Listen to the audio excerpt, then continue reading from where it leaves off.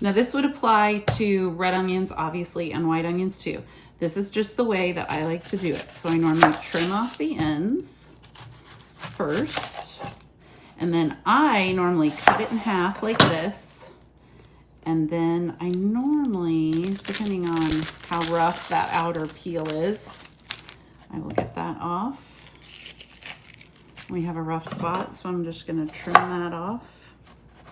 Okay, so then I'm gonna show you what I do for slicing. So for pickled veggies, and when I want slices, I will just do that because I feel like the slices are a little more manageable if you cut it in half, and then you've got, you know, still sliced, but not huge pieces. Now let's say I wanna dice it.